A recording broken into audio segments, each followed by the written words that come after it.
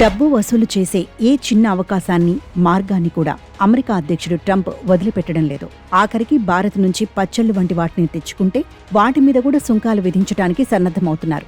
India నుంచి ఎవరైనా స్నేహితులో, బంధువులో America వస్తుంటే పలానా వస్తువులు కొని తీసుకురావాల్సిందిగా అమెరికాలో ఉన్న భారతీయులు పురమాయిస్తుంటారు. వ్యక్తిగత స్థాయిలో ఈ విధంగా తెప్పించుకునే ఉత్పత్తుల మీద అమెరికా ప్రభుత్వానికి సుంకాలు చెల్లించడం వంటిదేమీ ఇప్పటివరకు లేదు. దశాబ్దాలుగా ఇలాగే నడుస్తోంది.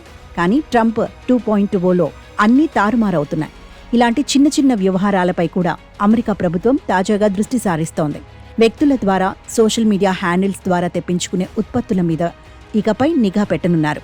వీటి మీద కూడా సుంకం వసూలు చేసి ఖజానా నింపాలని లక్ష్యంగా పెట్టుకున్నారు. సుంకం చెల్లించకపోతే భారీ జరిమానాలు విధించి ఇలాంటి మార్గాలను పూర్తిగా కట్టడి చేయాలని అధికారులు భావిస్తున్నట్లు సమాచారం.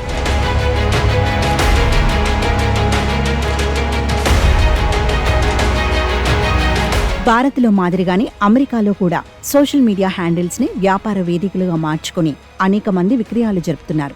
వీరిలో పలువురు తెలుగు వాళ్ళు, ఇతర రాష్ట్రాలకు చెందిన వారున్నారు.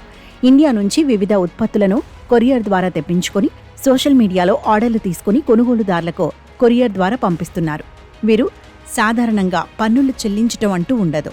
ఇంకొందరు యాప్ల ద్వారా కూడా ఈ తరహా వ్యాపారాలు చేస్తున్నారు.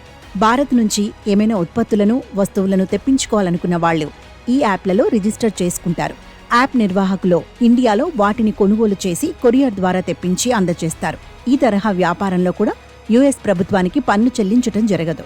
వీరందరి మీద ఇప్పుడు ట్రంప్ సర్కార్ నజర్ పడింది. విక్రయించే వారితో పాటు కొనుగోలుదారుల మీద కూడా సుంకాలు విధించాలని భావిస్తున్నారు.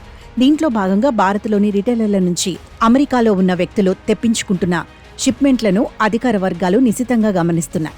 ఈ మేరకు పలువురికి భారీ జరిమానాలు, న్యాయపరమైన చర్యలకు సంబంధించి నోటీసులు పంపుతున్నాయి. ఇదంతా చిరు వ్యాపారాలు చేస్తున్న వారికి సంబంధించింది కాగా, వ్యక్తిగత స్థాయిలో బంధుమిత్రులు అమెరికాకు వస్తుంటే వారి ద్వారా పచ్చళ్లు, తినుబండారాలు, దుస్తులు, బంగారు నగలు వంటివి తెప్పించుకుంటే ఏమిటి పరిస్థితి అన్నది ఇప్పుడు చర్చనీయాంశమైంది.